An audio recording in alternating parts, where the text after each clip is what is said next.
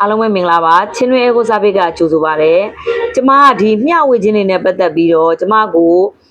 ဒါအားပေးတဲ့သူတွေလည်းရှိသလိုထောက်ခံတဲ့သူတွေလည်းရှိသလိုနည်းနည်းလေးဘက်ကွန်မဘက်ကလည်းရှိတယ်ပေါ့နော်ဒီမှာကျမပြောပြပေးချင်တာကတချို့ဆိုင်တွေပေါ့နော်ငွေရှိပြီးတော့ထက်မချဲ့တာထက်မတိုးတက်ကြတာပိတ်မိနေတာဘာကြောင့်လဲ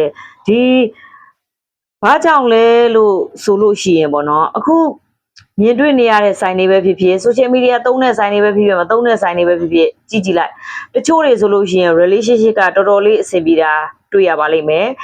တချို့တွေဆိုလို့ရှိရင် relationship ကအဆင်မပြေတာတွေတွေ့ရပါလိမ့်မယ် business နဲ့ relationship ကလုံးဝညီမျှချင်းကြပါတယ်ပေါ့နော် relationship အဆင်ပြေတဲ့လူကအရန်ကြီးမချမ်းသာရင်အရန်ကြီးဝင်မရှိပေမဲ့သူတို့ဘဝကအရန်ကိုကျင့်တတ်ဖို့ကောင်းတယ်ပေါ့ relationship ဘက်ကလည်းအဆင်ပြေတယ်ဝင်လမ်းကြောင်းလေးလည်းရှိတယ်ကို့မှာအလုပ်လေးလည်းရှိတယ် okay လူကလေအရန်ကြီးချမ်းသာစရာမလိုဘူးပေါ့အမှာပြောပြချင်တာပေါ့နော်relationship ကလည်းအဆင်မပြေဘူးအလုပ်တော့ရှိတယ်ဝင်ငွေတော့ရှိတယ်ဆိုရင်ဒါဘဝအတွက်ကတိတ်ပြီးတော့အဆင်မပြေဘူးပေါ့နော်အားလုံးကဘဲလန့်ညီအောင်သွားရမှာပေါ့အမဒီတချို့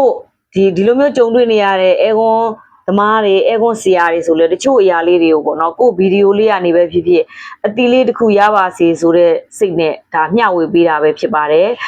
တချို့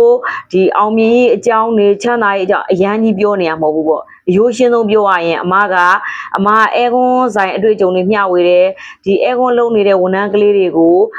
ကိုဘလိုမျိုးဒီဝန်ထမ်းဘဝမှာအကျိုးရှိအောင်လုပ်လို့ရမလဲဒါကိုယ့်ရဲ့ကလေးတွေကိုလည်းပြောတယ်တခြားဆိုင်ရာကလေးတွေလည်းသိလို့ရအောင်အမမျှဝေတယ်နံပါတ်3ချက်ကတေချာပေါက်အမဟာအဲကွန်စပြားပဲပစ္စည်းတွေကိုအတွေ့အကြုံဘူးတူတာတွေရောင်းချတဲ့သူတစ်ယောက်ဖြစ်ပါတယ်အမအယောင်းသမားဖြစ်ပါတယ်တခြားအရန်ကြီးဆရာကြီးမဟုတ်ပါဘူးပေါ့နော်ဒါလေးကိုပြောပြပေးတာပဲဖြစ်ပါတယ်အဲ့လိုမျိုးလေးမေးပေးတဲ့အတွက်လည်းကျေးဇူးအများကြီးတင်ပါတယ်